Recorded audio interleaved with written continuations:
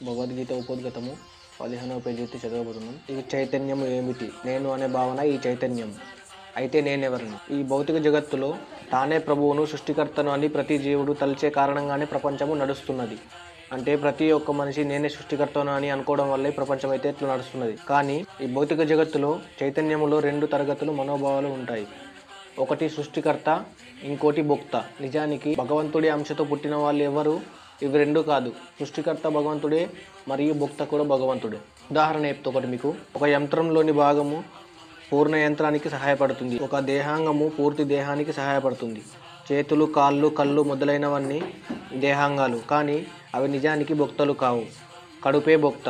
కాళ్ళు కదులుతాయి, చేతులు ఆహారం అందిస్తాయి, పళ్ళు నములుతాయి. ఈ రకంగా దేహాంగాలన్నీ కడుపును సంతృప్తిపరచడంలో నెలకొంటాయి. ఎందుకంటే కడుపే దేహ నిర్మాణానికి పోషించే ప్రధాన విషయము.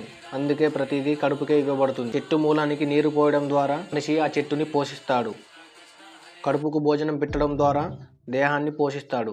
కనుక దేహము ఆరోగ్యంగా ఉండాలంటే కడుపుకు భోజనం పెట్టడంలో దేహాంగాలన్నీ సహకరించాలి. అదేవిధంగా కేవలం మనుషులనే వాళ్ళు సహాయకుడిలాగా ఉంటాడు. వీళ్ళ బంధం ఎటువంటిదంటే ఒక యజమాని మరియు సహాయకుని వంటిది. అలాగే భౌతిక జగత్తు నిత్యమైన కాలము కర్మ కలిగి ఉంటాయి. శ్రీకృష్ణ భగవానుడే దేవది దేవుడు. అతని వల్లనే ఈ అవతారాలన్నీ ఉద్భవిస్తాయి. జై శ్రీకృష్ణ.